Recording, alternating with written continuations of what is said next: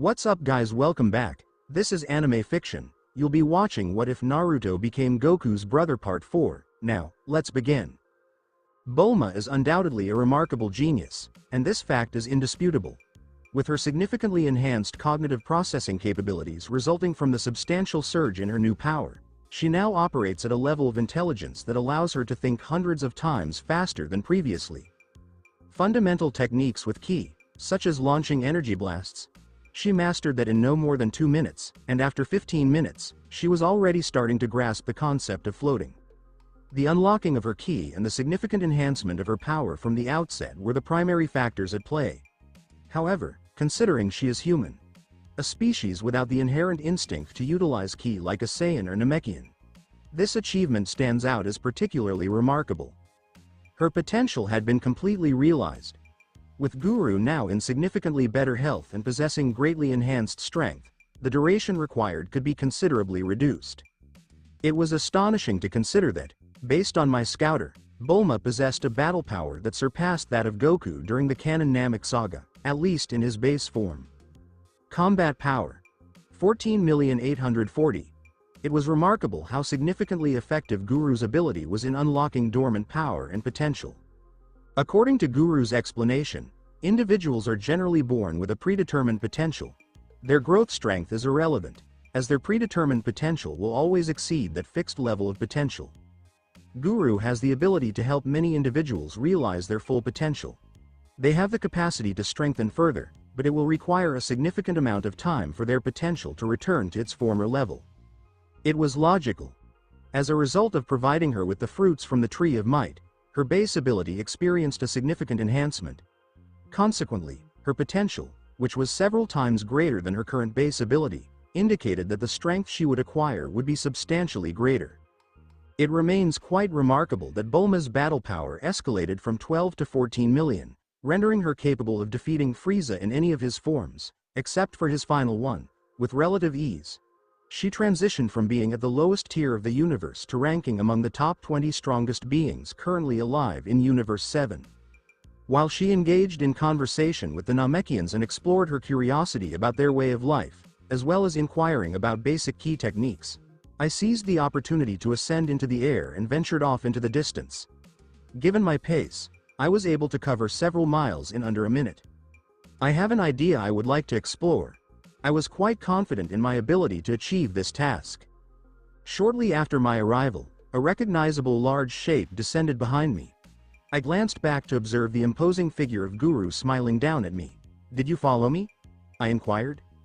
"Indeed," Guru acknowledged. "There appears to be a singular reason for your decision to distance yourself from others now that your power has significantly increased, based on the memories I observed yesterday." He fixed me with a penetrating gaze. "You intend to reach the esteemed form of your species," he asserted. "You aim to attempt to become a Super Saiyan." Indeed. I acknowledged the situation. There was no benefit in being untruthful. Yesterday, for just a brief moment, my aura transformed into a golden hue, and I experienced a significant amplification of my power before it gradually subsided. Throughout the day yesterday, leading up to the moment I fell asleep, the golden light within me expanded significantly, to the extent that simply gazing inward felt as though I was enveloped in a realm of golden illumination. The amount was undoubtedly at least 100 times greater than what was observed yesterday, during that fleeting moment when I was convinced I had achieved a higher state for just that brief second. "Prepare yourself, as this may be challenging," I cautioned him as I assumed my position and harnessed my ki, elevating to my peak potential, my crimson aura igniting around me like a fierce flame. "I anticipate that," Guru replied thoughtfully. "It's one of the reasons I have taken the initiative to monitor your progress." I observed Guru raise a hand and create a barrier of ki around himself as the air started to tremble. The ground beneath my feet began to buckle inward, debris lifted into the air, and the waters of the ocean surrounding the island we were on churned violently, oscillating into massive waves. I introspected thoroughly, grounded myself within that golden radiance, and exerted all my strength. It eluded my cognitive retention. I made another attempt, but it was unsuccessful. This occurrence repeats consistently. Despite my efforts to grasp it, I was unable to maintain my hold. Time seemed to stretch on, and a sense of frustration started to develop within me. Power arises as a response to necessity rather than mere want. Leverage the experience of loss. Goku's voice resonated in my thoughts, and I clenched my teeth in response. Please be quiet. I expressed my frustration internally. It is quite simple for him to express such sentiments. However, what understanding does he truly have regarding loss? I am deeply saddened to share that my best friend has passed away. He will be in the afterlife receiving free training from a deity for a year before being wished back. It's important to gain some perspective on this situation. What has he ever truly lost? Grandfather? No, he has not. He can visit Grandpa Gohan at any time he wishes. He has also taken a life, and he remains unaware of this fact, but I am fully aware. I distinctly recall that night. I received all his memories upon gaining life, including those he cannot remember or was not consciously aware of. I recall the sensation of Grandpa's body yielding under my foot and the warmth of his blood seeping into my heel. Additionally, there is nothing further to discuss. He does not recall our parents, and he has no desire to do so. He experienced fortunate circumstances in that regard. They may already be reincarnated at this moment. I possess memories that do not belong to me, along with the realization that they may be permanently lost. Even if they are not, they do not genuinely belong to my parents, they are his. Moreover, the most concerning aspect is that he holds the title of super variation. He may eventually choose a path that could jeopardize the stability of the universe. The absence of universes not aligning with the mortal realm is not attributable to him, and his initiation of the Tournament of Power deserves recognition and commendation. However, there are certain things that should not be commended, yet seem to receive undue recognition consistently. He did not take any of the fights seriously until the conclusion. Restraining his abilities and taking a lenient approach with the other contestants from different universes to assess their capabilities, thereby placing the entire universe at risk. His sons, his wife, his newly born granddaughter, all of his associates and all the numerous innocents.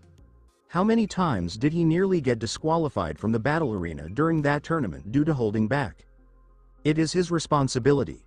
I must exert myself to the utmost, pushing my limits to become strong enough to effect change, as I cannot rely on him and risk the well-being of everyone involved simply because he prefers to restrain himself for the sake of a challenging encounter.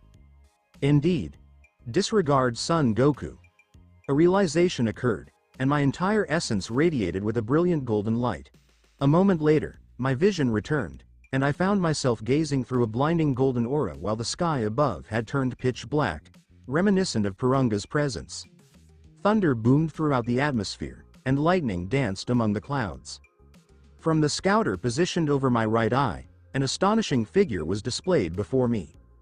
Combat power. 5,370,568,000. This situation has escalated significantly, Elder Kai observed, a bead of sweat running down the side of his purple, wrinkled skin. He reclined in the chair, his gaze fixed on the broadcast screen positioned above the central table within the time nest. The feed displayed a young man, strikingly familiar, emanating a radiant aura of golden energy that threatened to destabilize the planet of Namek at its core. His capabilities are impressive. Trunks tapped his foot with a sense of urgency, his arms crossed firmly over his chest. He possesses more than double the power that Cell had upon his return after self-destruction. It would be remarkable to witness a variation of Goku attain such power in a short span. However, it is concerning as it diminishes the significant effort he and others invested to reach a level capable of confronting that formidable adversary. Unfortunately, there is nothing we can do regarding this matter. Chronoa, the supreme Kai of time, let out a sigh as she swung her legs back and forth while seated on the table next to the scroll.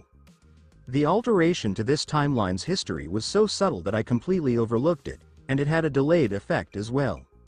The modifications have persisted for an extended period, making reversal unfeasible. She observed a change in history and promptly investigated it.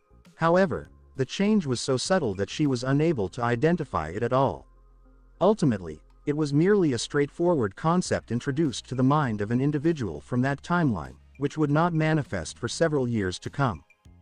Despite her reluctance, Chronoa acknowledged the skill of the individual responsible. It was a brilliant approach, distinctly different from the crude, forceful modifications utilized by Toa and her companion. Since the establishment of Toki Toki City, They were the only ones bold enough to attempt to manipulate the timeline for their own advantage. The emergence of a new adversary with such inclinations is indeed concerning. Additionally, it indicated that all her free time could potentially be wasted once more. This timeline is likely to deviate significantly from expectations. He possesses sufficient strength that the only imminent threat is Buu, which is projected to be over a decade away. Elder Kai expressed his disapproval with a shake of his head. How does early Frieza compare to this version of Goku? He would not even need to transform to defeat him. Really, where did he discover information about the Tree of Might? Turles has not approached Earth in that timeline, and it is unlikely that he will in the future, especially after losing that seed in the fruit he was gathering.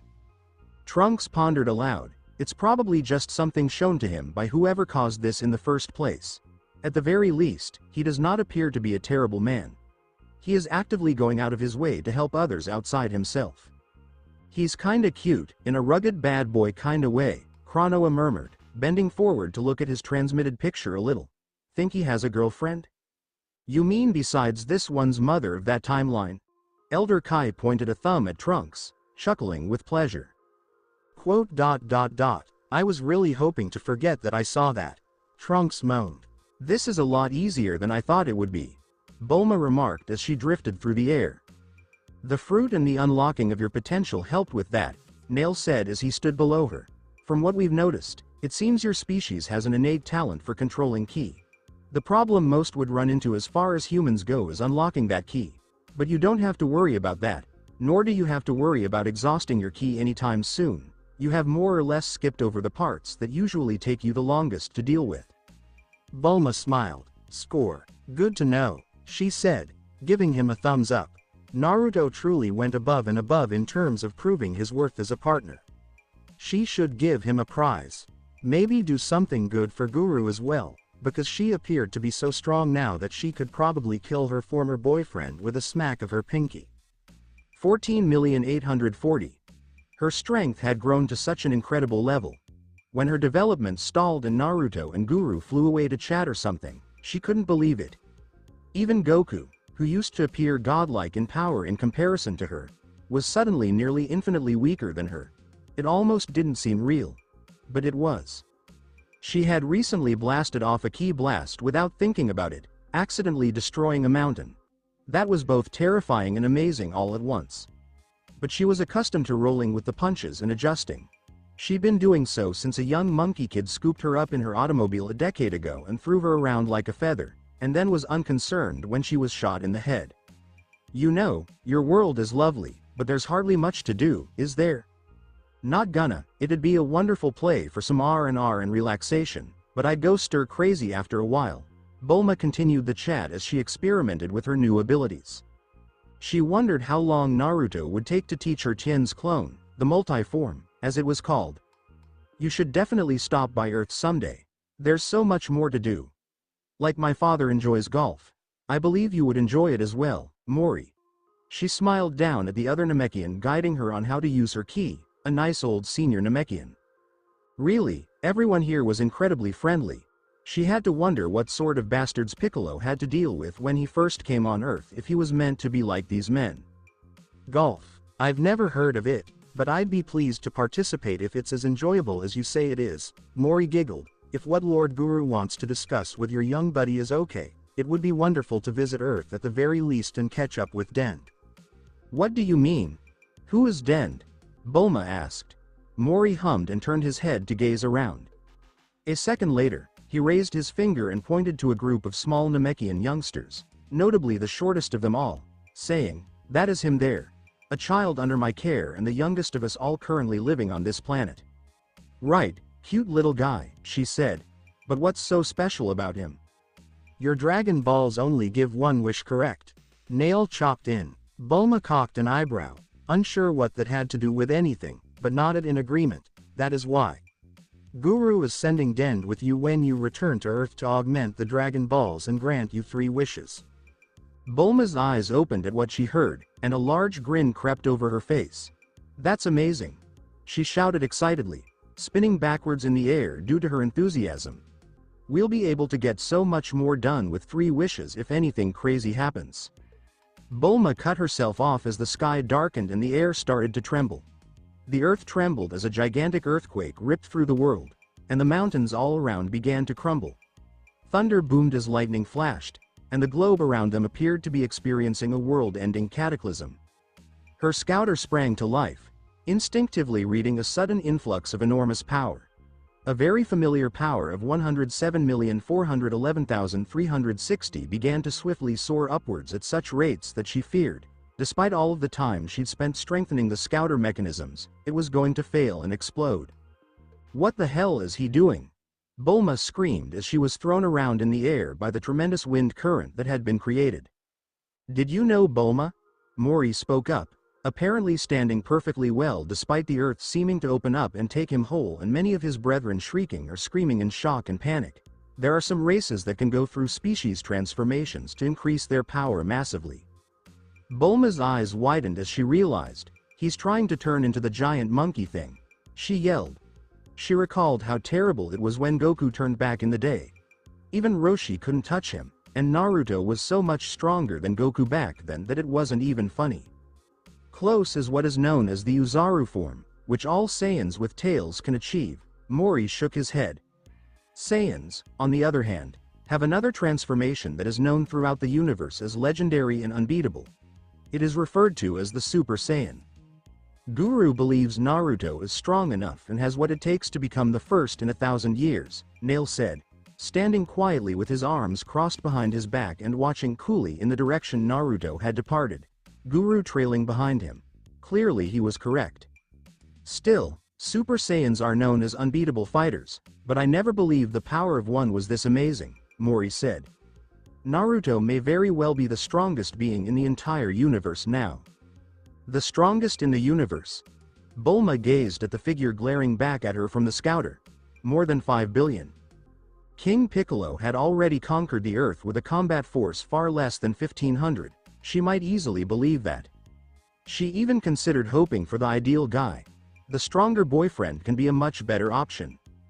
Being a Super Saiyan was unlike anything I had ever felt before. It really exceeded my expectations. I felt unstoppable. I had unbounded confidence, and honestly, I wish Frieza or Boo were here right now so I could show them how awesome I am. I would smash them. Even though I wasn't actively utilizing it, the golden brightness that enhanced my ki quickly depleted my stores. But there was no need for fear. Everything it took from me was aggressively replenished a minute later. It was a strange feeling to have my ki reserves quickly replenished, yet it was not unpleasant. For a brief period, I was tempted to combine the Ultra form with the Four Witches form to test how strong I might become.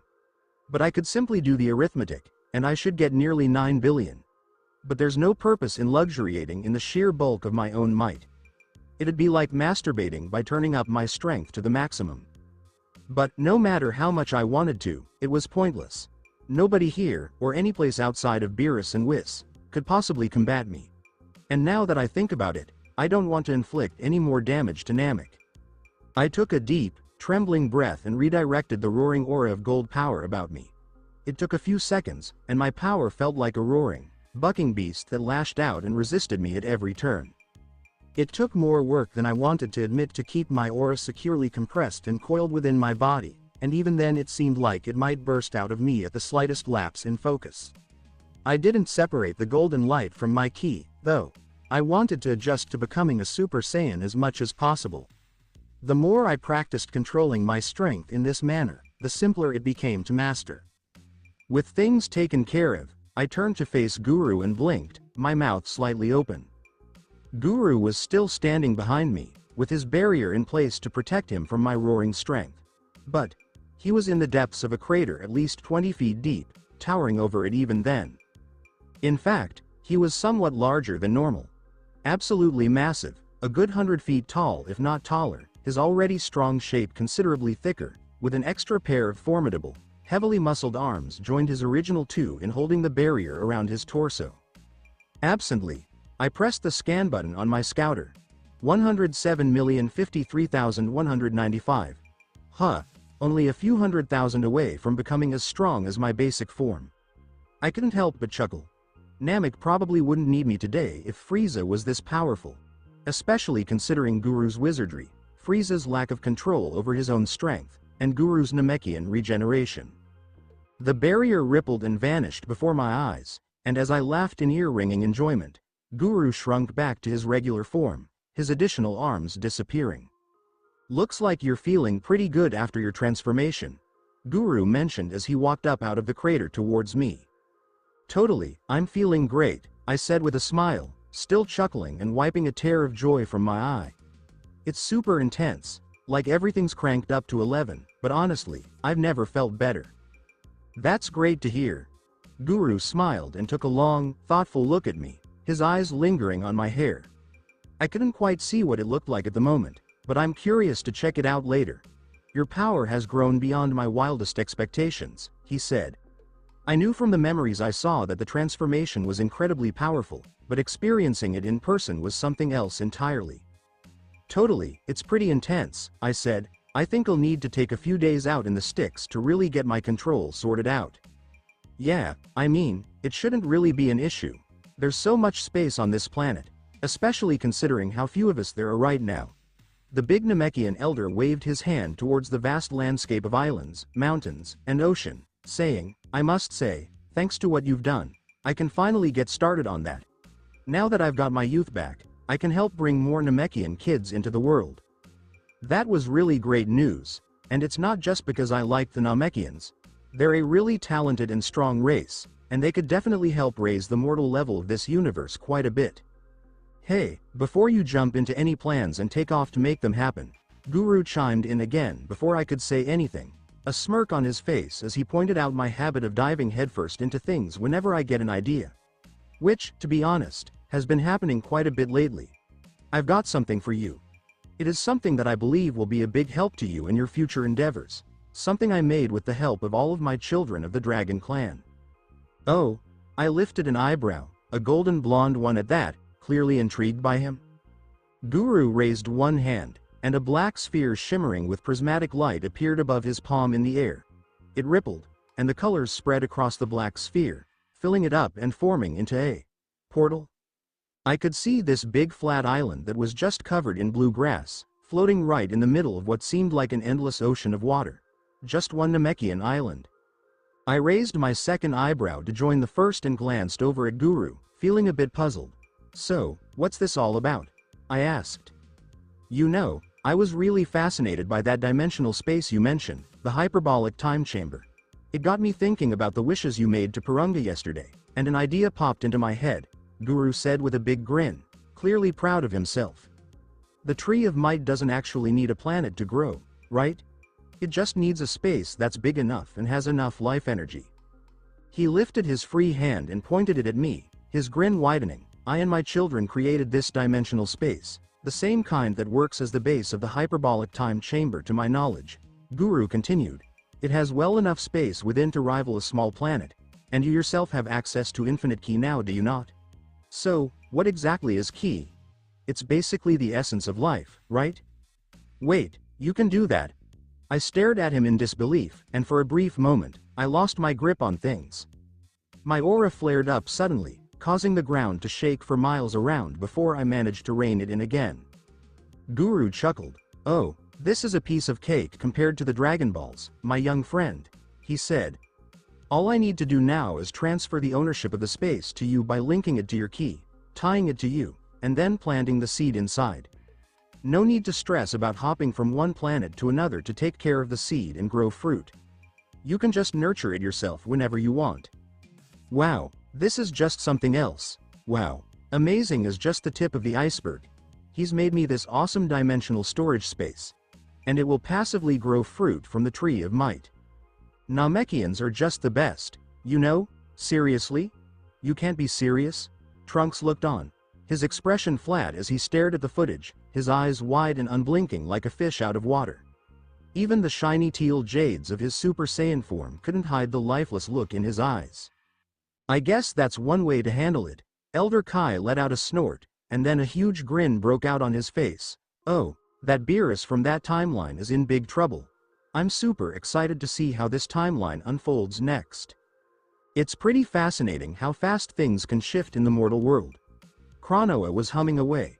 She watched the young Saiyan teenager, his golden hair shining as he happily hugged one of Guru's arms. They stood at the base of a massive tree that towered into the sky, stretching higher and higher with each passing moment. She said, tapping her chin as she pondered what she was looking at. It looks like the big shift in this timeline really hinges on Naruto knowing stuff he probably shouldn't know. Regeneration wasn't all that suspicious. It was really just a clever wish when you think about it. So, Gero's infinite key generator and the Tree of Might. Naruto really should have been years away from finding out about both of them, if he ever did at all. There weren't many times when turtles actually made it to Earth, that's for sure. Knowledge about what's to come. It looks like that's where it all started, but it just didn't click for her. She felt like there was something a bit strange about him having that knowledge. It's funny how the person who planned his birth was so subtle about everything, yet this sudden change feels so out of place. Maybe it was something about Naruto that sparked the knowledge. So, he was originally brought to life with a bit of magic, and then the Dragon Balls gave him that extra spark of life. Magic can really whip up some strange stuff like that. She thought it was totally possible that he might have gained the ability to see the future, especially considering the strange circumstances surrounding his birth. After all, there used to be a race within Universe 7 that had the inborn ability to see the future. The Saiyans wiped them out because Frieza wanted that power, especially since they could pass it down. You know, the last one to hold the power after the species went extinct would have been Bardock. Chronoa's eyes grew wide. Bardock lost his power when he got thrown back in time, she realized. The power was shared through ideas. Bardock, thinking he was facing his end and traveling back in time, had Naruto on his mind. So, around that time, Goku showed up on Earth and ended up losing his memories of being Naruto. Hey, did this new Naruto get Bardock's precognitive power or what? That's got to be it. That totally makes sense, she said with a smile. It's no surprise he was going all out to get stronger. Back then, none of the Z Fighters, a name that many fans have given to the Earth's defenders, had any clue about Frieza. All they really needed to know was about Vegeta and Nappa, and the main thing they had to work with was that one of them was 10 times stronger than Raditz. So, after Naruto drinks the ultra-divine water and taps into those power-boosting forms he picked up from Tien Shinhan and Master Roshi, he's definitely going to be way stronger than that estimated 15,000 battle power, which is like 10 times Raditz's strength. But he just wasn't satisfied with that. So, he stepped into the hyperbolic time chamber and came out way stronger, but then Tien Shinhan went and wrecked his stomach and internal organs, only to munch on a Senzu bean to really take advantage of that Saiyan Zenkai boost. He probably saw Frieza, maybe even Cell or Buu, and possibly Beerus in his future. She started tapping her fingers, then moved to stroking her chin while looking at the image of the boy. You're quite the go-getter, aren't you? She thought to herself. It might have been a bit inappropriate, but she really admired how he threw himself into getting stronger. He seemed to understand the threats around him and knew just how dangerous they could be. His determination to go all out and risk everything, along with his knack for planning what needed to be done, was truly inspiring. The wishes he picked were pretty much genius too. He took advantage of his species' natural traits whenever he wanted. The infinite key generator means you'll never have to stress about running out of ki again, making it way easier to master the Super Saiyan forms and the Tree of Might. And you know what? The idea of using the fruit from the Tree of Might to bring back Guru's youth is just brilliant. She had never come across a timeline like this before. Guru used to contribute a lot in the past, but eventually, age caught up with him, and he couldn't do much anymore. When it comes to magic users, Guru really stands out as one of the best in the history of Universe 7. He went beyond Babidi and might even be a match for Moro the Devourer. With Naruto's prophetic visions and his incredible knack for understanding things, along with Guru's wisdom and amazing magical skills, that timeline was definitely on track to outshine all the others. Right now, with his Ultra form and 4 Witches form, if he layered those on top of his Super Saiyan form, something he can totally do with the infinite key generator, he'd only be a tad weaker than Majin Buu. Honestly, with his skills and mental abilities, plus his endless ki and regeneration, she was pretty sure that if they were to meet and fight right now, Naruto would come out on top more often than not. Honestly, just set a goal for them, and Saiyans are super dependable. Chronoa let out a soft giggle. Honestly, I think her view of him was probably influenced by how cute he was.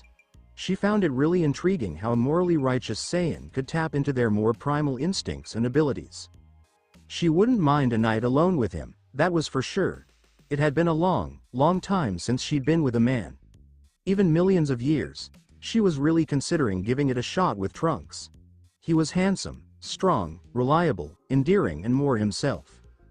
Ultimately, he did not align with her preferences, as he exhibited characteristics that she found overly quirky. The most impressive applicant she had encountered in quite some time was Bardock. However, he was already married and demonstrated remarkable loyalty to his wife, Jine. However, Naruto?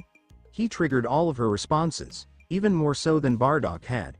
If the brief private moment they observed between him and Bulma on their way to Namek is any indication, she can anticipate a highly rewarding evening ahead. Naruto's perspective. Guru is exceptional. It is unequivocal and leaves no room for doubt. He is truly exceptional. Given the resources at my disposal, I am confident in my ability to achieve my desired outcome, regardless of my human limitations. Being a Saiyan, Guru essentially presented me with a clear indication of success. A dimensional subspace that could be considered a distinct realm in its own right, already equipped with a large island and a modest ocean as well. A space I could access at will with merely a thought. A space where I can engage with any aspect of it through a fleeting thought. A realm entirely linked to my essence, intertwined with my core to cultivate it and sustain its vitality. An ideal location for cultivating a tree of might. All that was required was to establish the seed I obtained from the wish I made on Purunga on the island that Guru had thoughtfully prepared within the subspace. With the dimension itself linked to me and my infinite key generator, a colossal tree, thousands of miles tall, emerged from the island and reached into the sky. It was truly an awe-inspiring sight.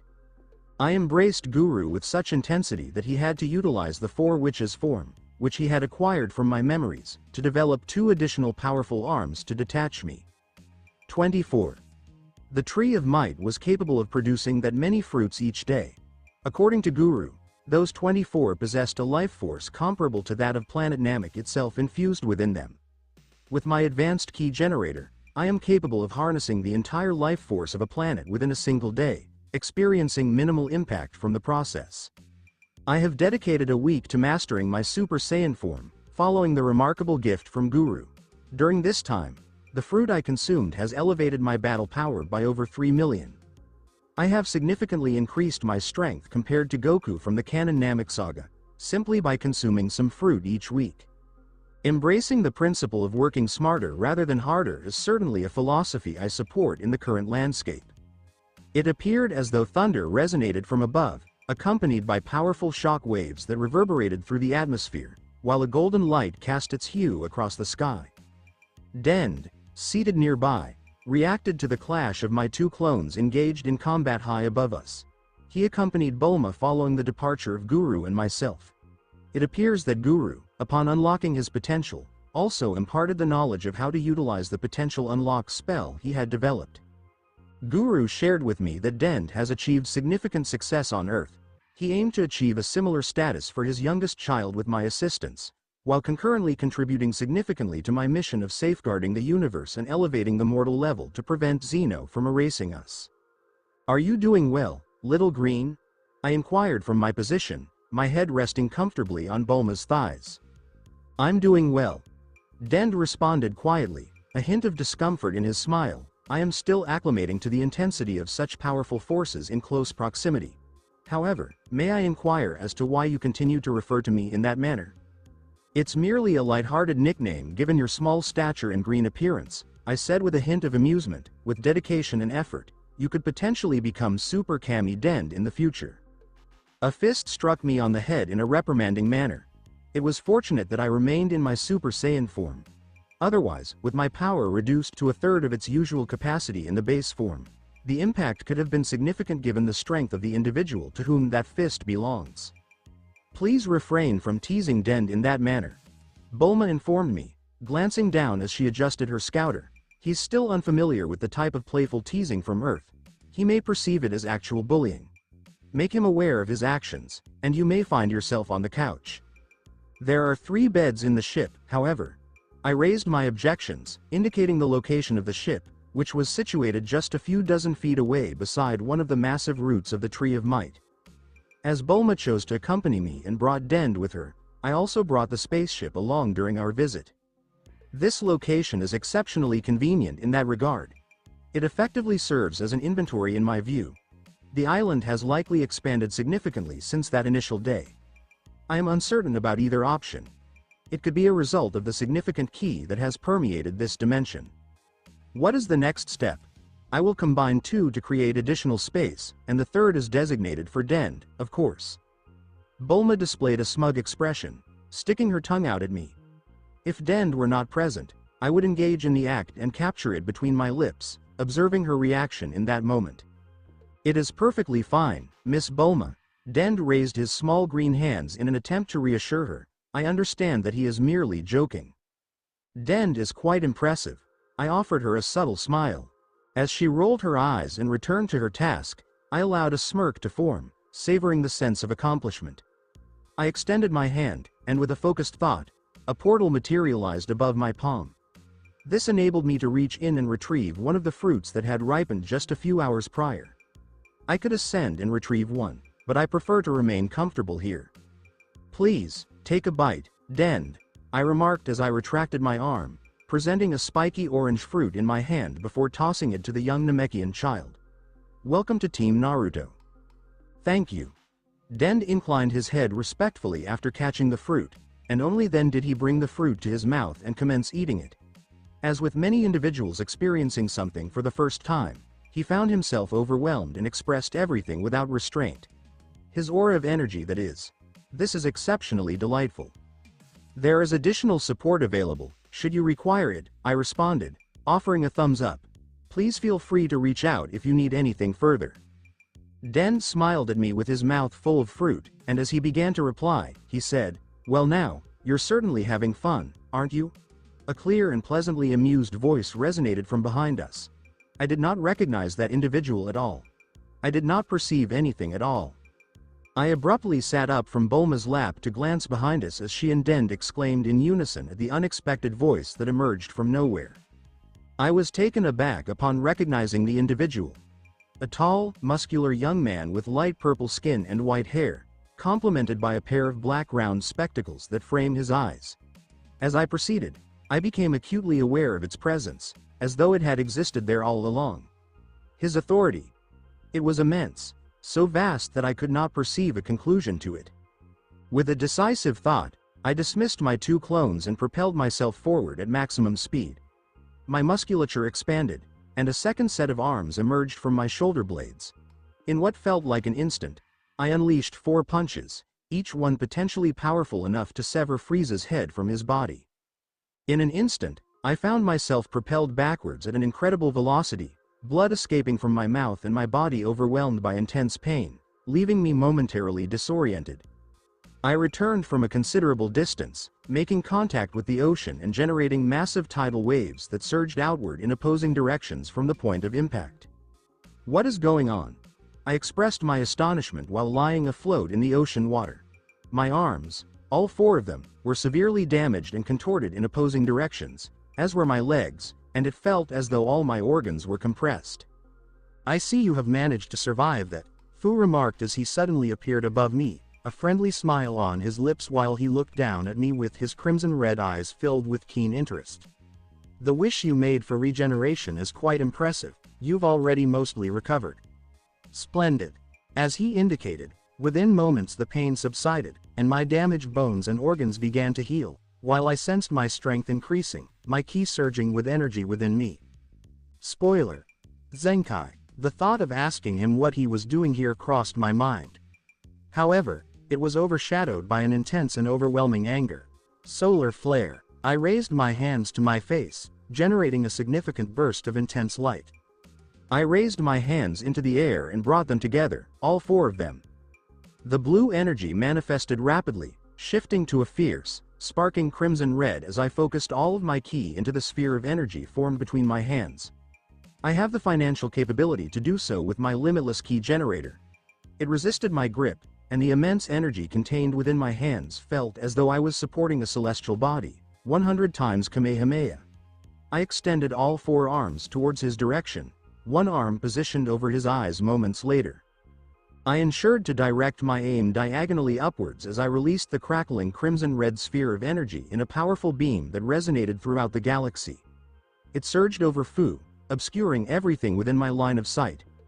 I then channeled my replenished reserves of ki into it once more, maintaining the beam's continuous flow. I maintained the effort for a full minute before lowering my arms, breathing heavily. TCH. I frowned, clicking my tongue as the wave of red faded to reveal Fu suspended in the air, seemingly unscathed, with one hand raised where he had been deflecting my attack. The sole indication of injury was a faint burn mark on his hand that vanished almost immediately. Impressive, Fu remarked with a chuckle. It seems you take this quite seriously, don't you? Majin Buu would face significant challenges in surviving that situation. As anticipated, if he could be halted by someone like me at this moment so effortlessly, he would not have been considered significant in the first place. What additional offerings do you present? The purple-skinned demon god inquired, his eyes gleaming with curiosity as he observed me. Well, I don't really have anything at the moment. I don't have anything that can compete with this guy. Honestly, even if I unleash my full Dragon Fist with both Shenron and Purunga, I really don't think I'll make a dent. So, there's a chance. I really wasn't interested in giving this a shot until I found myself in a situation where it wouldn't make a difference, or if something powerful enough came along to keep me grounded. Well, it might be my only choice if I want to avoid getting ganked and caught up in that wild dark energy thing he and his family used during Xenoverse. I gathered an insane amount of ki in my right palm, forming a massive powerball and cranking it up to unleash as many powerful Blutz waves as possible. Burst open and I started to throw it into the air. Oh, Fu shook his head, and just like that, before I could even blink, he was right in front of me. I gagged as his fist hit my stomach. Once again, I felt my organs get pulped and my ribs shattered. So, you know about that too, huh? It won't be any fun if you go for Super Saiyan 4 this early, he said, grabbing my hand with the powerball in it while his other hand, not buried in my stomach, simply pulled it right off at the shoulder. I let out a loud scream as blood poured from my shoulder. Fuck you. I let out this huge crimson-red energy blast, but just as it left my mouth, his eyes lit up, and the beam veered off course, shooting straight up into the air before it could even cover the tiny distance between us. Honestly, there's really no reason to be rude about it. He let out a sigh, and then my jaw and neck shattered as he backhanded me with my own arm, sending me flying once more. I think I'll keep this to run some tests on, he said. I caught him casually remarking while he examined my bloodied and missing limb in his hand. That was the last thing I remember before everything went dark. Just a little while later, I suddenly woke up, surprised by the sensation of water creeping into my limbs. I found myself deep underwater, and I was sinking quickly. I flared my golden aura and shot up like a rocket, splitting the ocean apart as I soared into the sky, hacking and coughing to clear the water from my lungs. It was a relief to feel the pain fade away, and to have my body back to being whole and healed again. Hey, are you ready to chat now? Fu's voice came from behind me. I turned to look over my shoulder and saw him sitting cross-legged in midair, just watching me with that little smile still on his face. I really had to hold myself back from trying to slice him in half with a Destructo disc. Man, what a bummer to not have anything on hand for the Mafuba. I let out a little growl inside. But, I never expected someone like this to show up so soon. Wow, I never thought I'd actually bump into this guy. What do you want, Fu? I growled, my forehands clenching into tight fists while my mind raced to figure out a plan. How about giving the electric Kamehameha I've been working on a shot? It probably won't cause too much harm, but maybe the electricity will stun him just enough for me to take action. Oh, you know me? His eyes positively gleamed. Wow, those precognitive visions you got from Bardock must be something else. What is he talking about? You know, when I suggested to Cammy that we use the Dragon Balls to bring you to life, I really had no clue it would turn into all of this. He clapped his hands excitedly and smiled at me, saying, I never thought you might inherit Bardock's ability to see into the future. Goku never did, after all. Why does he think I have those? Did Dad even get those in the Super Timeline? No way, hold on a second, Did he really just say he's the reason Kami made that wish to Shenron and brought me to life? I thought you might tweak the timeline a little, since having two Gokus would definitely spice things up, Fu said, completely unfazed by my swirling thoughts. But honestly, this is more than I ever imagined. I've really enjoyed the time break energy I've received from you over the past few weeks. It's been fantastic. The show you've put on for me has been just superb. So, you're saying I'm the reason you're alive? I asked, giving him a disapproving look. Huh? Oh, absolutely, Fu replied with a smile, waving his hand dismissively. But really, no need to thank me. You've totally paid off any debt you might have had from that 10 times over with all the energy your actions have stirred up by completely derailing this timeline. Even though I felt like telling him to just end it all, I couldn't help but feel thankful for the life I have now. That doesn't mean I won't show him what Oblivion is all about. Sure, just let me know what you need. I insisted, my hands itching to start launching ki blasts at him. Hey, you don't understand. Fu gave me a look that said he thought I was a bit clueless, then he shrugged and sighed. It's really simple. Wow, check out all the changes you've already made so early on. It really got me thinking about what you could pull off if I dropped you into another timeline later, like during the battle with Frieza or even with Cell. Just imagine the possibilities. Are you out of your mind? I stared at him. Seriously, just go away, I'm going to get totally wrecked by the time patrol.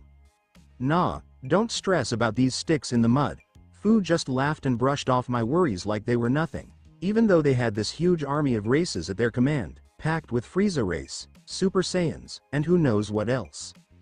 So, I've been sneaking into Conton City for a few years now, even during the time you've been around, and I've managed to hide a bunch of time scrolls in the shadows of this place's history. Any changes you make will be kept under wraps because of all the wild things you've stirred up in this timeline. Wait, what? Did you mean a few years ago in the last month? So, you tucked them away in the shadows of this timeline? I'm really confused about this. It's kind of like how a brighter light can overshadow a dimmer one, right? Just hiding it away behind or underneath. It was so bright that it grabbed all the attention, making it hard to notice anything else around it. Hold on, that really doesn't matter. Go away. I pushed back against everything he was saying. It didn't matter if he was stronger than me. There's no way this jerk is going to tell me what to do. I really don't want to deal with any of that. All I have to do now is learn from the Yardrats, and then I can head back to Earth and just chill out as much as I want. This is so boring. This is going to be way more fun. Fu playfully dismissed my rejection in a sing-song voice. That's not very nice. I let out a big roar, raising my forearms up into the air. Golden light swirled together, then darkened into a crackling black sphere that danced with green lightning. With a buzzing sound, the sphere expanded to gigantic sizes, as big as a mountain. I just kept filling it with more ki. More and more and more, I kept compressing and emptying all my Super Saiyan ki until I ended up with this huge, swirling sphere of energy that was probably the size of a town. It was so massive that Fu and I looked like tiny ants next to it. Death bomb! I yelled as I tossed it his way. Who really needs people to share their energy when I've got plenty of it on my own? But as soon as I threw it, that massive black sphere of doom just vanished in an instant. You've got to be kidding me. I said it with a straight face. I wasn't even surprised, honestly. This guy is just that ridiculous. Fu chuckled, his eyes sparkling. Good thing I can teleport stuff to time rifts. That one could have really hurt if I hadn't, he said, starting to rise from his cross-legged position. In one fluid motion, he drew the sword from the small of his back. But I'm afraid, Naruto, your cooperation isn't really up for discussion. He vanished from my sight way too fast for me to keep up, and before I even had a chance to react, pain hit me all over my body. With a flash of shiny silver steel, my left arm and the two that sprouted from my shoulder blades were chopped off, followed quickly by my legs. Just a moment later, it felt like the weight of a dozen planets slammed into my chest, and for the third time in just a few minutes, my organs were torn apart and crushed. All I could do was let out a loud roar of pain as I found myself flying through the air once more. A moment later, something shook around me, and for the first time since this all started, I felt solid ground beneath my back. Hey, Naruto! I heard Bulma scream in terror. Something welled up inside me, and my anger reached a whole new level. When I opened my eyes, I saw Fu pinning me to the bottom of a crater on the island where the Tree of Might stood. He had one foot on my chest, holding me down, while he gripped my arm tightly with both hands and slipped a familiar silver ring onto my middle finger. It tightened and fastened around my skin right away. I didn't have any limbs to fight back with, but that really didn't matter. This jerk made my Bulma scream like that. She sounded so scared. He's really gone. With a roar, I tapped into the golden radiance inside me even more. I craved more.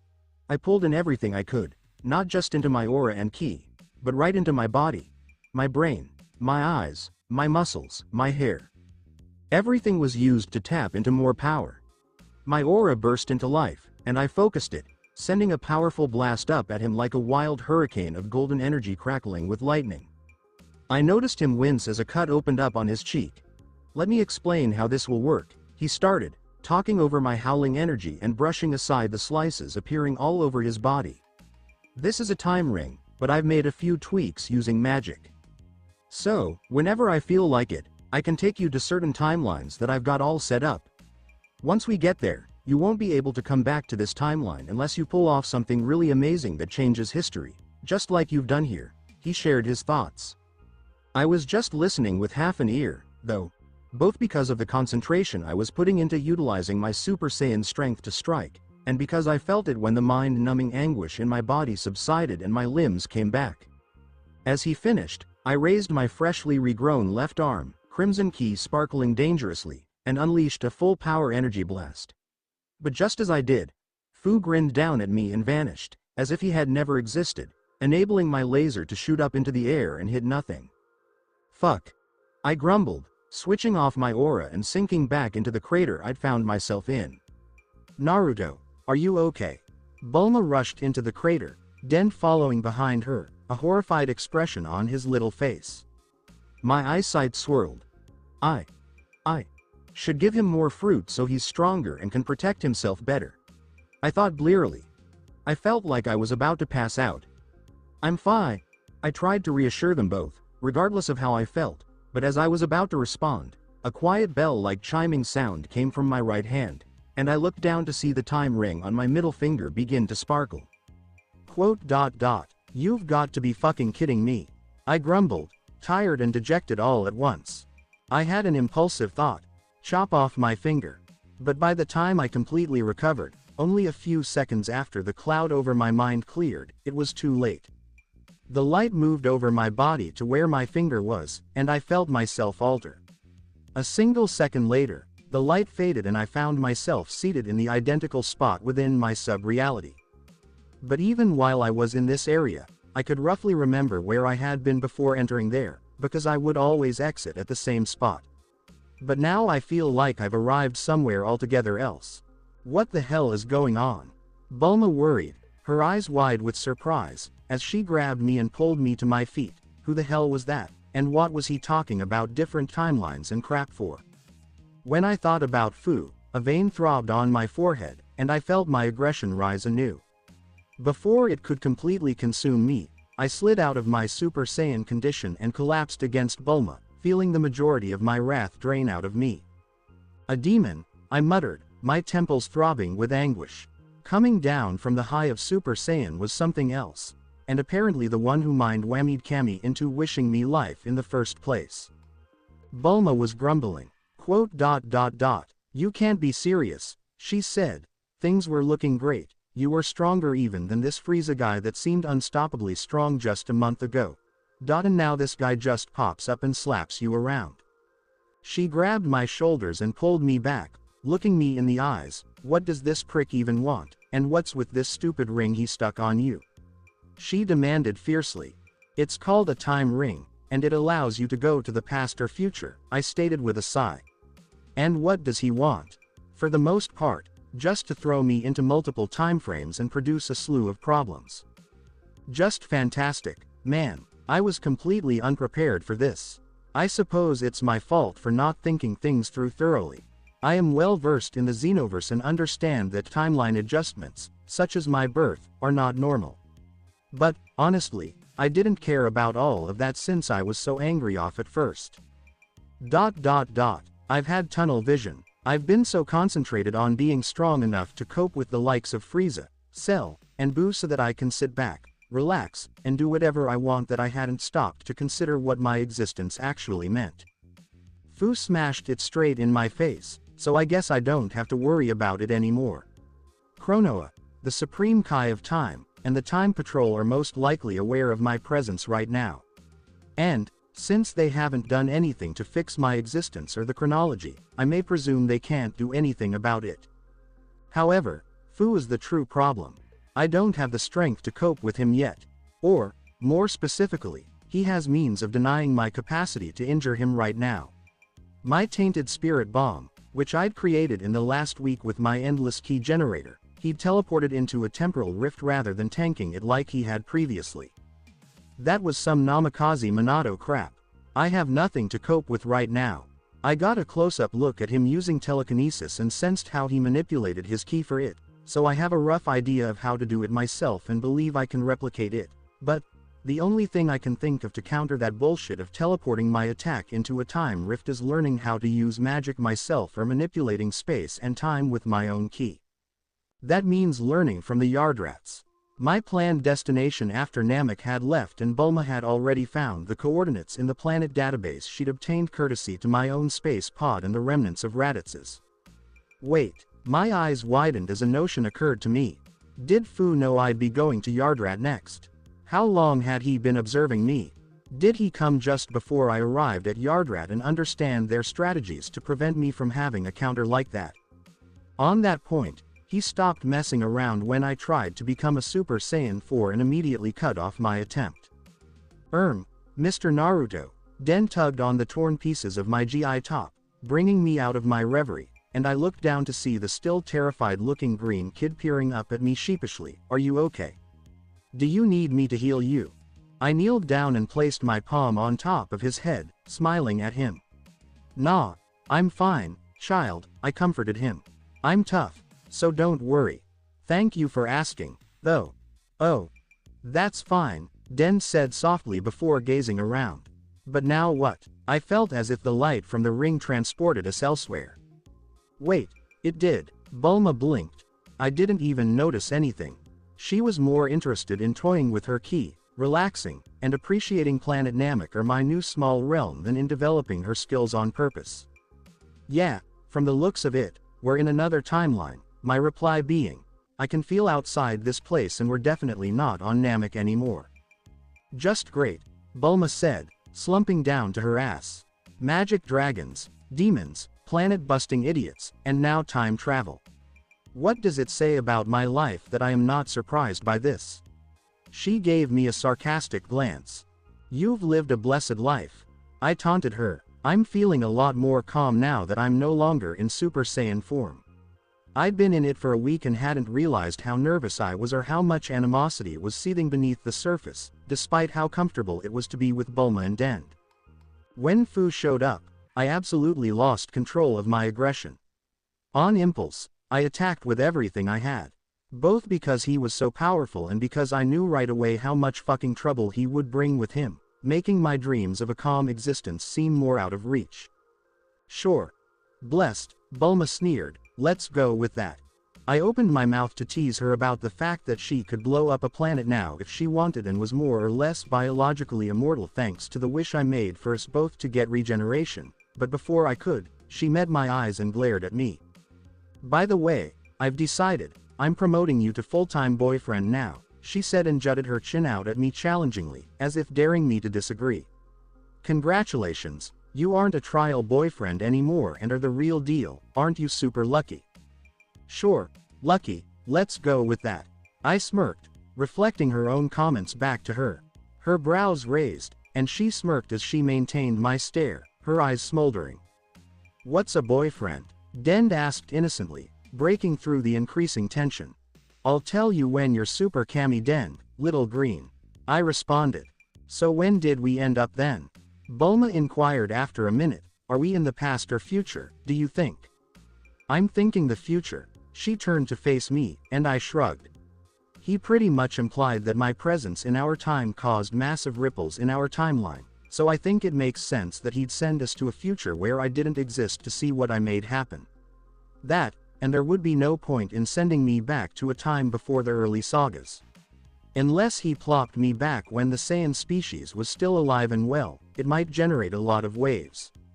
I had to resist the desire to groan in frustration. Things have also improved for me during the last week. Frieza was a non-issue with my strength, and as long as I continued to gain strength gradually, such as by eating my fruit every day, the androids and Cell would most likely be irrelevant. I even got a brilliant notion to boost Universe 7's mortal level while lying on my ass. Loading that lot back on Earth with fruit from the Tree of Might and unlocking their potential, allowing them to tackle almost anything. Then, once Frieza was defeated, I may consider utilizing the Black Star Dragon Balls to summon Ultimate Shenron and ask for the restoration of all worlds and decent people who were destroyed or slain by Frieza and his Frieza Force. Then I could send the others out into the cosmos to find the Dragon Balls once they shot out across the universe to save the Earth from exploding a year later, and I could relax. I suppose that fucking plan is over for the time being. I guess that makes sense. Bulma clutched her chin and nodded. Any idea what we're going to be up against? I'll need to check things out first before I can get any id. I began to respond, only to discover something unexpected pressing up on my key feeling outside the dimension. I'd been stretching it outwards since the light transported us to where we are now. It's a key, a familiar key. It's so much darker now, packed with rage and way more powerful than I remember it being right before we headed to Namek 2 weeks ago. It seemed like they were definitely in a fight. Hey, that's Gohan's key. Hey, Mr. Naruto, what's going on? Den noticed my posture had suddenly tensed up. I'm not picking up on any other keys, though. Well, that definitely gives us a clearer picture of what we're looking at.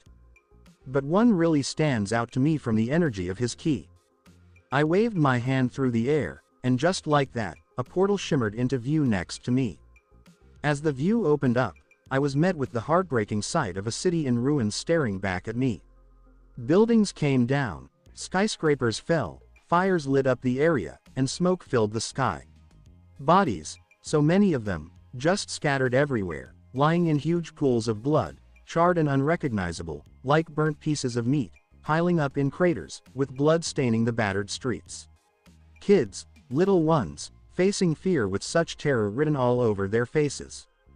My hands were clenched together so tightly that I could feel the blood starting to stain my palms, and the aggression of a Super Saiyan was threatening to rise up and swallow me whole.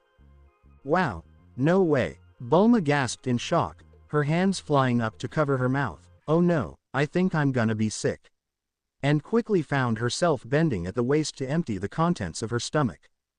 This is just awful. Den trembled, tears welling up in his eyes.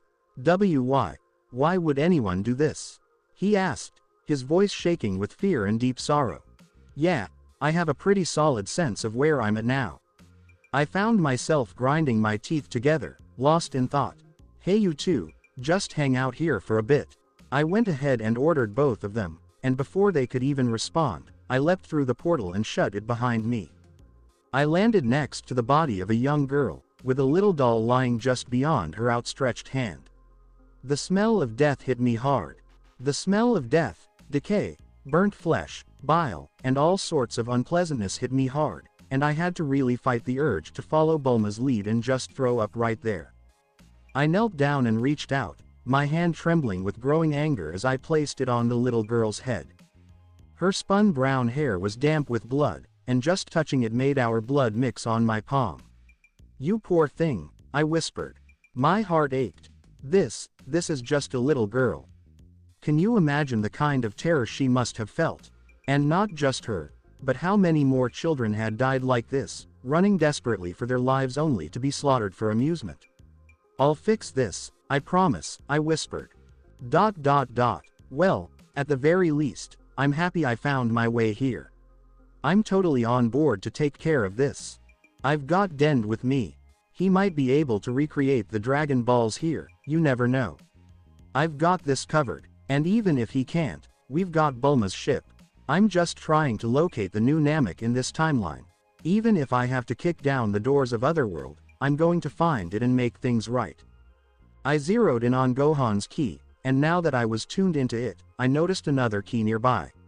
It was strong, but definitely not on Gohan's level. Could it be Trunks? I was just thinking. I shook my head and focused, letting my crimson aura flare up around me. Right now, it just didn't matter. What really mattered was kicking those damn tin cans. I leapt into the air, soaring towards Gohan as quickly as I could feel him nearby. I was heading to a place that felt like it was halfway around the globe. But with my top speed, even when I'm just in my base form, it only took about 20 minutes. As I hurried over, I noticed the smaller key starting to fluctuate noticeably. They were in a fight too. I didn't pick up on anyone else, but with Gohan's huge key, way stronger than anything I've felt before, even more than that jerk Fu, I could tell he was likely already in his Super Saiyan form. His key was all over the place, which meant he was definitely in a fight. So, with that kind of strength, the second smaller key was barely even a fraction of 100th, so there's just no way they were actually fighting each other. Not too long after, I found myself hovering above an amusement park, and right below me, I could sense those two keys. I spotted 4 figures down below. I couldn't help but notice the glowing golden figure zipping through the air, exchanging blows with a dark-haired figure. Then, my gaze shifted to 2 others nearby. From the top of the Ferris wheel, I spotted a blonde in blue, gripping the purple hair of a smaller person with one hand, while the other hand started to glow with yellow ki. Bulma! Gohan yelled in panic, trying to rush through the air to intervene, but then he got caught off guard by a powerful punch from what I think is Android 17. Hey, what about Bulma instead of Trunks? It didn't really matter. I dove in, and just before Android 18 could let loose her ki blast, my foot landed right on her jaw. She shot up like a rocket, soaring thousands of feet and crashing right through a building. Wait, what? The girl I just saved looked up at me in shock as I held her in a bridal style. Who are you? Wow, she definitely wasn't Trunks. She sported violet hair, and it was clear she was definitely female and curvy, especially in that sporty tank top and shorts she had on. She really resembled Bulma when she was younger. Yeah, I'd really like to know that too.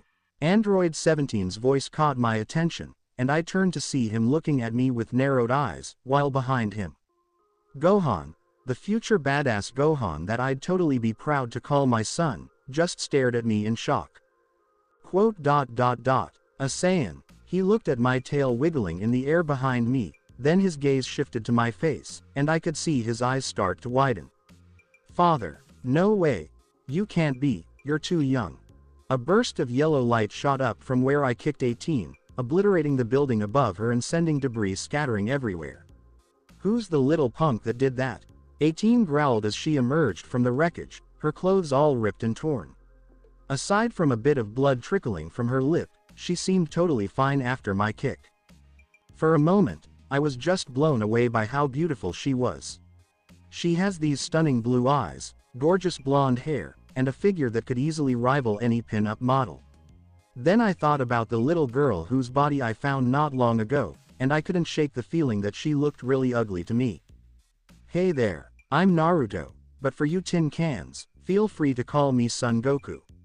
I said, a smirk creeping onto my face as I showed my teeth to them.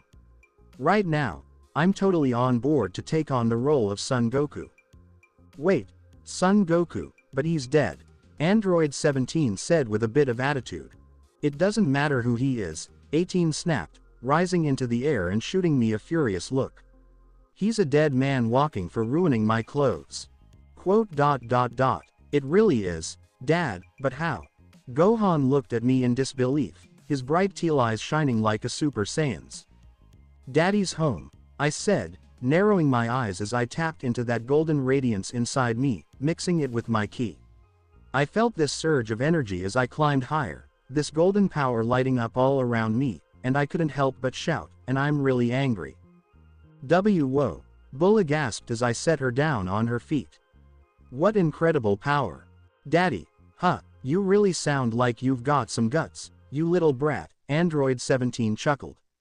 But let me tell you, what's the deal with this blondie trick? It wasn't intimidating at all when we took on Vegeta, and honestly, it hasn't been for the past 13 years we've been using Gohan as our stress ball.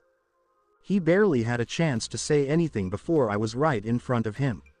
My hand connected with his cheek, and the ground shook like an earthquake as he hit the ground a moment later, landing in a massive crater. Sorry, I couldn't hear you over the sound of me smacking a bitch.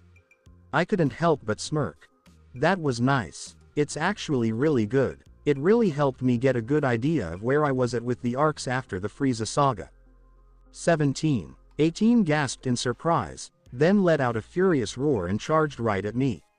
I just stayed put. Right now, she seems really slow. Dad, look out. Gohan jumped into action and ran after her. And to his credit, even with the head start she had on him, he was really catching up fast. She hit my jaw before I could react. My jaw had a bit of a throb, but other than that, I was good. Wow, my face hardly moved at all from the impact of her hit. Don't you mock me, you trashy flesh bag. The blonde android fumed as I just raised an eyebrow at her, despite her fist pressing into my jaw. She let out a scream and started throwing a flurry of punches at my face. So, I just went ahead and let her. So, I figured out how strong her hits were. Since I couldn't sense her ki, this was the best way for me to gauge her power. If those were her best punches, then I figured I was more than 10 times stronger than she was. It's actually a little more than 15 times stronger than her. Die, die, die, die, die, she yelled, throwing punch after punch at my face. All she did was gently turn my face from side to side with each hit. Seeing her ugliness up close, I couldn't help but feel that familiar aggression of the Super Saiyan form kicking in. My golden tail swung around and hit her right in the face, sending her crashing down to the ground. She landed hard on her brother, who was trying to get back up, and with a huge boom, we deepened the crater we were in. Can't you see you're better as trying to think, you useless blow-up doll? I let out a frustrated sigh and crossed my arms.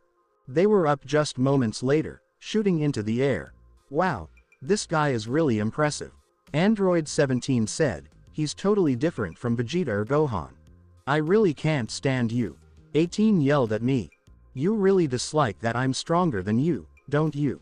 I snorted with a bit of a smirk, crossing my arms over my chest. I'm feeling pretty good now. My temper's way easier to manage since I can beat them all I want. But that's the difference between me and you two. I'm the strongest warrior in this universe, and you two are just a couple of silly toys made by some old guy who can't keep it up. Gohan experienced a moment of discomfort.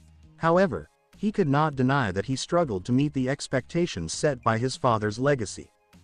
If it were him, those androids would have acted differently. It is improbable that the Son Goku of this timeline possessed the strength necessary to prevent the androids from eliminating him upon their initial emergence, Naruto stated decisively. His sole alternative would have been to escape using instant transmission, and I am well acquainted with Son Goku, he would not have chosen that path. Gohan observed with a momentary pause. Was that incorrect? It was necessary. His father was exceptional, capable of achieving anything. Gohan's performance has been remarkable thus far. The clone of his father displayed a proud smile once more, and Gohan, despite his reservations, felt a sense of pride swell within him. If he had absorbed all of Piccolo's teachings, I have no doubt the androids would have already been defeated by him. Is that so? Bulma inquired with a slight tilt of her head. Master Gohan is undoubtedly the best, but I fail to see how further learning would enhance his abilities beyond what they already are. That would be incorrect, Naruto remarked with a smile before redirecting his attention to Gohan. Gohan, may I ask if you have ever mastered the multi-form technique? No, Gohan replied, shaking his head. It was something Piccolo intended to teach me, but I didn't have much time to train after my father's passing. It was postponed, and then he died in the battle against the androids. He acknowledged, his fists clenched as he recalled the disfigured remains of his mentor and friend. It was likely an issue he had yet to resolve, his mother prohibiting him from training. He had not engaged in training for a duration of 2 years. If he had, he would have been significantly stronger at that time and potentially could have saved another individual and secured their assistance over the years. Indeed, Naruto acknowledged with a sense of understanding, are you aware of the challenges involved in improving one's strength after reaching a certain level without a sufficiently strong training partner? There is no need for speculation. I can confirm that, without resorting to dishonest methods, it is quite challenging. The strength Gohan has achieved, despite the constraints on his ability to gain further power, underscores the remarkable potential he possesses from birth. A sense of warmth emerged within Gohan. Throughout this period, he perceived himself as a failure. Despite his relentless efforts and extensive training, the results he achieved were minimal. It was further complicated by the possibility of being incapacitated for months following an encounter with them, especially considering the reluctance to utilize a Senzu bean due to the limited supply remaining after Korin's passing. Even a clone of his father has the ability to uplift him with just a few words, leaving him captivated by what was said. A consideration arose, however. Could you please explain how you have such extensive knowledge about this timeline? Gohan inquired, as that aspect was unclear. What led him to possess this knowledge? Naruto paused briefly before stating, "This is a gift from my father, who inherited the abilities of an alien race, including precognitive visions, which he then passed on to me," he elaborated. "I can only surmise that he intended to pass this gift down to Kakarot, which is why Son Goku never received it. Upon the passing of our father Bardock, your grandfather, he had already lost all recollection of his identity as the Saiyan Naruto." That was indeed logical, in a complex manner. Are you able to foresee future events? Gohan inquired with curiosity. That was an impressive display of power. If he had possessed that, he could have adequately prepared in advance for the androids or potentially even eliminated them before their creation. I have observed numerous potential futures, Naruto clarified. The future is not predetermined, and any event that creates ripples can completely alter it, resulting in various divergent paths. For example, Gohan, today you were scheduled to lose an arm to the androids, and in a few months, you would engage them both in battle and ultimately meet your demise. That is not possible, Bulma asserted. There is no possibility that those tin cans can defeat Master Gohan. While they may have the advantage in numbers, they lack the capability to eliminate him when he is determined to escape. Naruto locked eyes with him and deliberately shifted his gaze towards Bulma. Gohan's eyes widened in realization, and his mouth formed a serious line. He suggested that Bulma would have obstructed him, and that the obligation to protect her could potentially lead to his demise. My involvement has made that point irrelevant, Naruto stated with a shrug, then offered a smirk to Bulma. Additionally, this timeline differs from my initial expectations. In the version of this timeline that I observed, you were born as a male, Bulma, and were named Trunks. Excuse me, is that correct? Bulma stared in disbelief before shaking her head. That would have been such a waste. I invite you to observe my appearance and acknowledge my attractiveness. She confidently showcased her figure and animatedly gestured towards Naruto. Gohan suppressed the impulse to express his frustration, simply shielding his eyes and averting his gaze. He sincerely hoped she had not acquired that personality trait from her mother. Indeed, you are, Naruto concurred, much to Gohan's embarrassment. He glanced back to observe Naruto examining the cleavage displayed by his student and non-biological little sister, and he found himself astonished. You truly resemble Bulma quite well. I am confident that I will soon surpass my mother's attractiveness. Bulma displayed a sense of pride with her chest held high. Father, Gohan asserted firmly, she is 14. What is the next step? Naruto raised an eyebrow in response. I am only 15, son. He directed a distinctly Cheshire grin in his direction. Bulma erupted in laughter, causing Gohan to feel a wave of embarrassment wash over him. Particularly when it required her approximately 30 seconds to regain her composure. You are quite enjoyable. Bulma discreetly wiped a tear of amusement from her eye. I appreciate you. We should proceed so we can return home, recuperate, and have a meal. Gohan spoke before Naruto had the opportunity to respond. I have prepared some food that I believe you will enjoy. However, before we proceed, Naruto said thoughtfully, reaching up to press a button on the scouter attached to his face. In the midst of the excitement, Gohan overlooked the fact that the teenage clone of his father was currently attired in rags and wearing a scouter on his face. He regarded him for a moment, Then Bulma, before nodding, not bad. 8,400,000 and 115,000. It appears that it assessed our power. Gohan observed, that is unusual, no scouter I have encountered previously could manage anything of that magnitude. Could you please explain what a scouter is? Bulma inquired with a sense of perplexity. This, Naruto responded, gesturing towards the device positioned over his eye, followed by a confident grin directed at Gohan, and indeed, this is not just any scouter. This is a custom model that significantly surpasses the offerings of Frieza, crafted by my exceptionally talented and remarkable girlfriend.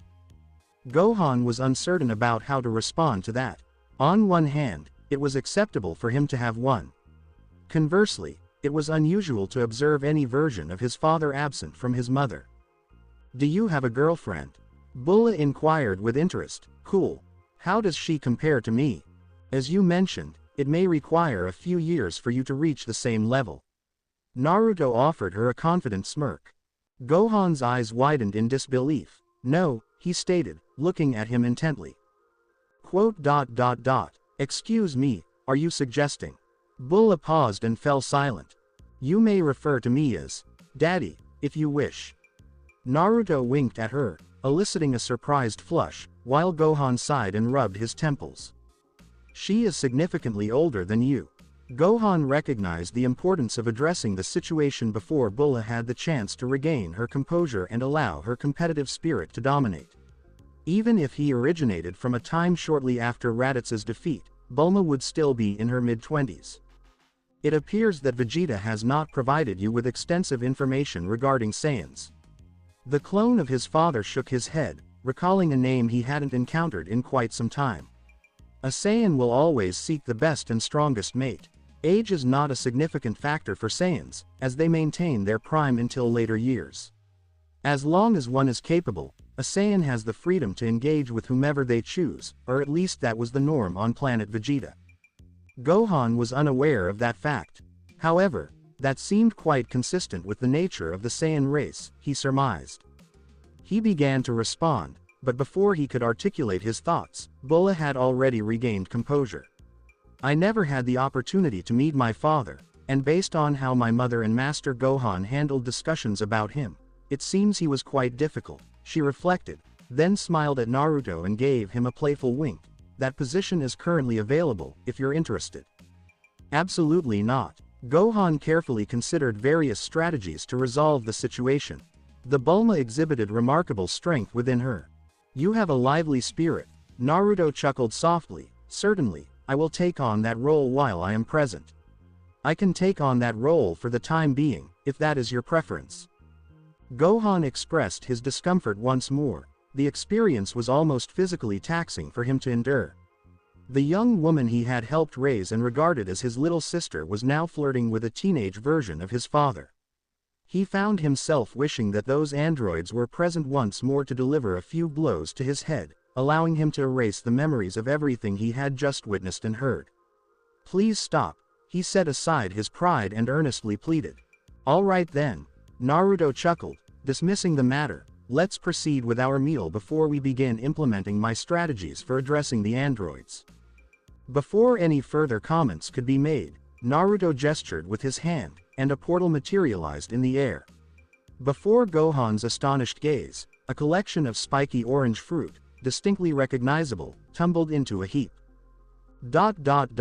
Produce from the Tree of Might. Please divide these between the two of you and enjoy, Naruto indicated. I believe these will be quite beneficial for you both. Gohan took a deep breath. The situation regarding the time-traveling clone of his father appeared to be quite complex. Before Gohan could respond, Bulma reached out and took one of the fruits, promptly beginning to eat it with enthusiasm. Why? He was unable to complete his thought as he sensed her ki significantly increasing in strength, her aura manifesting around her with intensity. Wow! Bulma's eyes widened with excitement. What is going on with this fruit? I have experienced an increase in strength from consuming it. It is referred to as fruit from the Tree of Might. Naruto began to explain, presenting the information with a nonchalant demeanor, despite the gravity of the situation involving the consumption of a planet's life energy.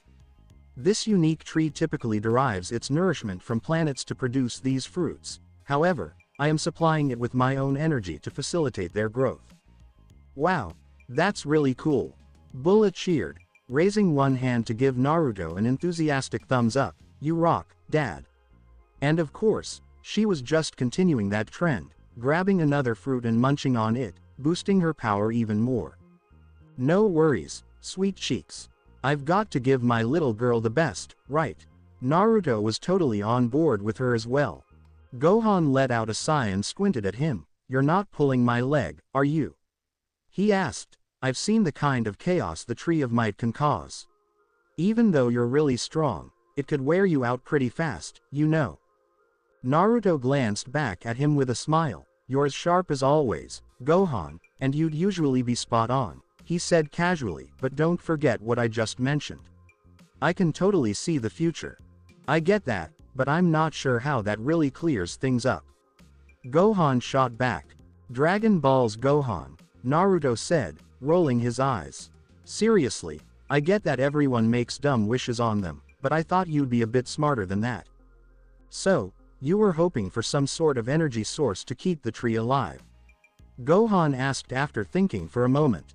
Close. You know, I saw this timeline too, and those androids, Naruto said, raising a finger and pointing to himself. I used Kurunga on planet Namek to wish for regeneration, the seed from the Tree of Might, and an infinite key generator implanted in my body, just like the androids. I've connected that endless key to the Tree of Might. Gohan's eyes went wide as he took in what he just heard. He recalled that moment when Android 18 unleashed that super powerful attack she had never used on him or anyone else before. It sliced right through Naruto, and at first, he thought it was some kind of trick. But nope, she really did that to him. He just regenerated from it. He let out a sigh of relief. For a second, he nearly believed that this version of his dad was some kind of genocidal maniac who wiped out entire planets just to become as powerful as he was. He felt a wave of shame hit him for even considering that any version of his father could be like that. He might have been lost in those thoughts for a while if a fruit hadn't suddenly bounced off his face and landed right in his lap. What? He blinked and turned to see who had thrown it, none other than Naruto himself. Hey, don't be so hard on yourself, he said with a roll of his eyes. Anyone familiar with how the Tree of Might operates would totally get that. Gohan's eyes went wide. Wait, did you just read my mind? He asked, clearly amazed. He remembered seeing his dad do it to Krillin once, but that was when they actually made contact. And he didn't even notice it at all. Wow, his dad was just incredible in every way. As if, Naruto snorted, it was written all over your face, you idiot. Now hurry up and eat your fruit before Bulma gobbles it all up. I'm here to chat. What's on your mind today? So, in the end, Gohan ended up eating just 8 of them, while Bulma had 12. Pretty interesting, right? The tiny foodie. Bulma zipped through the air, throwing a flurry of punches that shook the atmosphere and sounded like a series of missile strikes. This is awesome, she exclaimed, excitedly trying out her newfound strength and power. Gohan really couldn't hold it against her. Her strength had seriously tripled, which was a huge power boost for her, no doubt about it. She might actually be ready to go all the way now. He had definitely gained a pretty good boost in strength from the 8 fruits he managed to eat himself. It was just a tiny fraction of his full strength, but hey, he managed to pull it off in under 2 minutes. A boost that normally takes a few months of training to achieve. So, he glanced over at his student and then at the clone of his father still perched on that same piece of debris. So, what's this plan of yours? Why did it take us, or you, to decide to let the androids live? Naruto let out a sigh. You know, Jero actually created way more androids than just those 2, right? He thought about it, and Gohan's eyes went wide, a feeling of dread settling in his stomach, and one in particular needs both Android 17 and 18 to unlock its full potential. Wait, are you saying you want to use it to max out its power just for a challenge? Gohan asked, feeling a knot of anxiety tightening in his stomach. Even though his father had a lot of great qualities, he never really saw eye to eye with him on the whole letting enemies get strong for a fair fight thing. Nah, nothing like that, Naruto chuckled. The thing is, Cell, yeah, that's its name, should still be in the middle of being born. I think it should still be at a stage where it can be reprogrammed to be good instead of evil. Oh wow, got it, that makes sense. Based on how Naruto talked about it, this Cell is definitely going to be way stronger than those two androids. And if there's a chance it could be reprogrammed, then Earth might just end up with a really strong defender. That's such a fantastic idea. Cell is quite a peculiar character. So, check this out. It's a bio-android made from the cells of not just you, but also Piccolo, Krillin, Vegeta, Yamcha, Tien, Chiaotzu, Yajirobe, Master Roshi, Nappa, the Saibaman, Frieza, and even his dad, Naruto said. That means he's got all your techniques and abilities, including Piccolo's, and he might even be able to help create a new set of Dragon Balls. He caught his breath. Let's set aside how creepy its creation was, what he was getting at was way more significant. If they had the Dragon Balls again, everyone could come back to life. We can fix all the damage from the last almost 15 years. By the way, do you happen to know if Popo is still around? Naruto was curious and asked. Yeah, he is. Gohan is confirmed. Alright, so we should probably get going to the lookout soon, he said with a smirk, but then he asked something that completely caught him off guard. Hey, so what's the deal with Frieza and King Cold?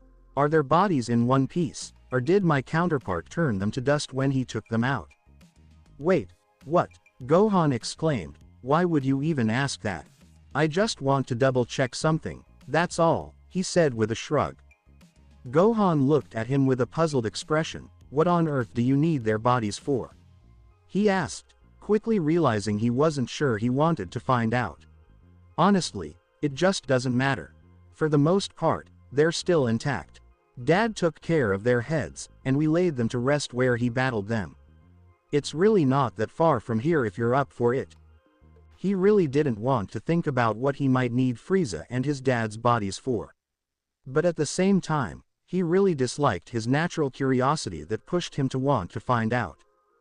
Good to hear. Naruto suddenly grinned, then turned to look up at Bulma. Hey, Bulma, hey, come down here. It's time to get going. A moment later, Bulma came barreling down and slammed into the ground, a huge grin plastered on her face as spiderweb cracks spread out beneath her from the force of her landing. So, where are we headed? Heading back to Mom's place, huh? Are we on the hunt for those old, outdated toasters running around and sending them to the scrap shop down below? She asked, punching a fist into her other palm. Sure, but later, Naruto said, for now, your awesome master Gohan is going to show us some dead alien bodies. Am I? Gohan asked, his eyebrows lifting in surprise. Is he? Bulma raised an eyebrow and said, well, I suppose it'll be quite a shift from all the dead human bodies I'm used to, huh? She just shrugged. Gohan let out a sigh. He couldn't shake the feeling that he was going to seriously regret showing him where Frieza and his dad were buried. Okay, I suppose, just follow me, he said, giving in. At the very least, he'd understand why Naruto was so eager to get his hands on those bodies. Stay tuned for more. Thank you for watching this amazing video. If you enjoyed it, please consider liking and subscribing to my channel for more content. I look forward to seeing you in the next video.